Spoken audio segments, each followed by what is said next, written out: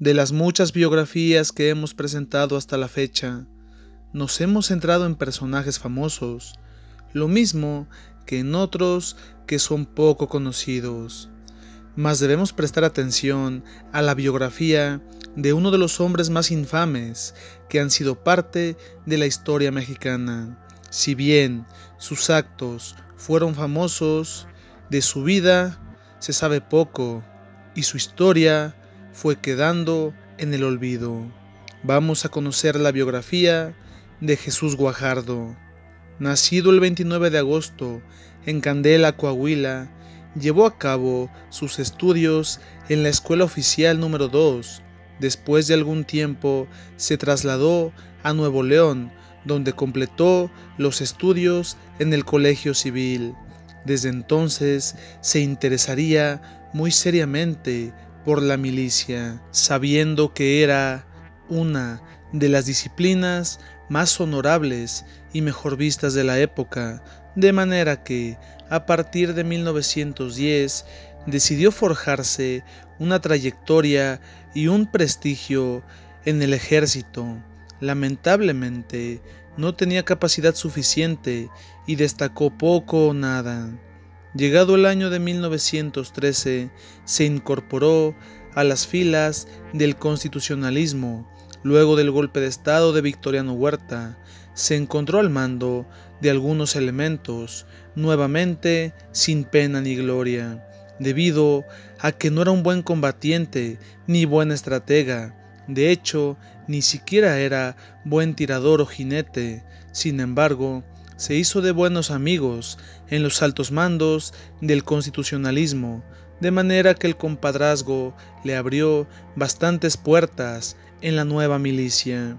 Durante 1914 decidió quedarse en el bando constitucionalista, llegando a conocer al general Pablo González, un militar que jugaría un papel de lo más importante en su historia. Ya en ese entonces, Jesús había obtenido el grado de coronel. Durante 1915 sucedió que el general González detuvo a 180 hombres en Tlaltizapán. Se les acusaba de no pagar impuestos y de apoyar a los zapatistas, de manera que a Guajardo se le asignó la orden de fusilar a esos 180 supuestos delincuentes, lo que cumplió sin dudarlo un poco, sabiendo que aquello sería un gran mérito y contribuiría a su prestigio militar. Finalmente sería enviado a la campaña de Morelos, donde se suponía debían pacificar el sur, frenando la lucha zapatista. Las pocas oportunidades que tuvo de sobresalir fue debido a su crueldad, a causa de que daba órdenes tan severas como quemar viviendas y atentar directamente contra la población civil, lo mismo que fusiló sin mayor proceso a varios zapatistas. La cuestión es que Guajardo tenía otras aficiones y una ocasión abandonó la campaña y se dedicó a visitar distintas cantinas. Frecuentemente se encontraba en estado de ebriedad y ocasionaba desmanes, lo mismo que presumía, diciendo que él sería la próxima autoridad en el sur, llegando a mencionar que Pablo González era un simple mandadero para él. Fue que, en una de esas penosas escenas, varios soldados enviados por González lo detuvieron, lo sacaron de la cantina, mientras éste los amenazaba, diciendo que les haría la vida imposible, hasta que lo condujeron a la presencia del general González. Fue ahí que Jesús guardó silencio, mientras Pablo González lo increpaba por su negligencia y sus vergonzosas acciones. De hecho, le dio de bofetadas frente a sus hombres y ante algunos lugareños. Después le dijo que le informaría al primer jefe y seguramente lo terminarían fusilando. Guajardo comenzó a suplicar Incluso se postró ante el general González, el cual le dio la espalda y ordenó que lo encarcelaran mientras se tomaba una decisión sobre su destino. Mientras se encontraba preso, llegó a sus manos una carta de Emiliano Zapata en la que el caudillo le informaba que se había enterado de lo sucedido, de manera que le ofrecía una alianza, sabiendo que Guajardo no había sido despojado del mando de tropas a pesar de sus acciones. Guajardo pidió entrevistarse con el general González y le mostró aquella misiva, de manera que González escribió a don Venustiano, el cual ya era presidente en ese año de 1919. Fue así que comenzó a gestar un plan contra Zapata. Guajardo contestó aquella carta mencionando que tenía gran interés en la alianza. Fue que Zapata le escribió de nueva cuenta, ya con Guajardo libre, señalando varias condiciones para la alianza, de las que podemos mencionar que Jesús debía sublevarse en contra del gobierno ilegítimo. Después debería atacar y tomar Jonacatepec. Finalmente, Zapata le pedía que fusilara a 50 hombres de la tropa de Victorino Bárcenas, un antiguo zapatista que durante 1918 aceptó la amnistía presidencial, uniéndose a los constitucionalistas. Las dos primeras condiciones se podían cumplir sin problemas mediante un montaje, mientras que la tercera se basaba en acabar con militares que ya eran leales al gobierno. Sin más, el general González informó de aquello al primer jefe, y éste accedió, sabiendo que aquellas vidas eran un sacrificio necesario para acabar con Zapata. Fue así que mediante engaños los hombres de Bárcenas fueron detenidos y enviados al paredón.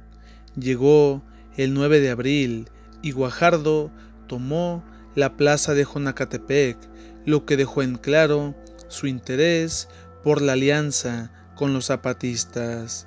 Llegado el 10 de abril, luego de algunas entrevistas con Emiliano, Guajardo lo citó en la hacienda de Chinameca, donde le haría entrega de armas y parque, insumos indispensables para dar continuidad a su lucha, lo mismo que le entregaría varios elementos para fortalecer sus tropas. Serían las 2 de la tarde cuando Emiliano entró en la hacienda junto a su escolta de 10 hombres, de manera que Jesús dio la orden de tocar el clarín, haciendo la llamada de honor. En cuanto se apagó la última nota, los soldados federales que supuestamente se unirían a Zapata simplemente abrieron fuego, acabando con el caudillo y sus acompañantes, mientras que los zapatistas que esperaban fuera de la hacienda fueron atacados y terminaron huyendo.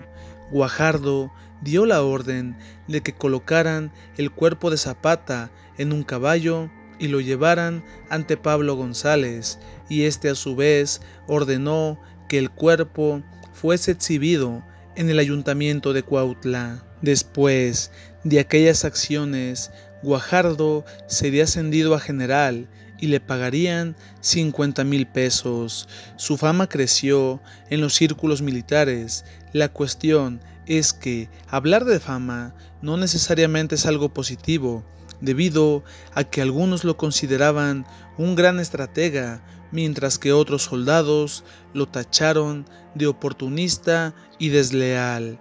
De una u otra manera, la prensa, que durante años había difamado a Zapata, lo convirtió en una celebridad. Frecuentemente le hacían entrevistas y en una ocasión Guajardo declaró que el presidente lo enviaría al norte del país, encomendándole la misión de acabar con Pancho Villa, lo que era falso. Sin embargo, las cosas no acabarían ahí, debido a que durante 1920 sucedió que los sonorenses se levantaron en contra del gobierno de don Venustiano, el cual abandonó la capital y durante su traslado en tren con destino a Veracruz, Guajardo dio la orden de acecharlo y atacarlo, dando lugar a una segunda traición, esta vez siendo desleal al hombre que le había dado la oportunidad de ganarse un nombre en la milicia. Después de algunas semanas, ya con Adolfo de la Huerta en la presidencia, Guajardo se presentó ante Plutarco Elías Calles, diciendo que se ponía a sus órdenes. Sucedió que Calles no lo había conocido hasta ese momento y le dijo: los zapatistas me están pidiendo su cabeza mediante Benjamín Gil, lo que no haré, de manera que debe irse a Chihuahua y ponerse bajo las órdenes del general Joaquín Amaro, brindándole apoyo en su lucha contra Francisco Villa. Guajardo aceptó, sin embargo, se enteró de que aquello era una trampa y que Joaquín Amaro tenía la encomienda de acabar con él y que esa lucha contra Villa era una farsa, debido a que Pancho y el presidente Adolfo de la Huerta ya habían comenzado las negociaciones de paz. Guajardo desobedeció la orden y se le consideró un desertor. Fue así que convocó a varios de sus hombres e intentó levantarse en armas contra el presidente Adolfo de la Huerta. La cuestión es que lo detuvieron y a las 3 de la madrugada del 15 de julio de 1920 se le informó que sería fusilado. La sentencia se cumplió el día 17, mientras suplicaba que lo dejaran hablar con el general Calles, que él sabía que aquello era una equivocación. Sin más, Guajardo no logró consumar sus planes, siendo, irónicamente, víctima de una traición. Los zapatistas vieron aquello con buenos ojos, sabiendo que era una forma de vengar a su antiguo jefe. El nombre de Jesús Guajardo se ha mantenido en el olvido, mientras que quienes lo conocen, naturalmente, lo tildan de infame y traidor. ¿Ya conocías esta historia? De ese modo, llegamos al final de este video. Si te gustó, danos un like y suscríbete para más trabajos. Gracias.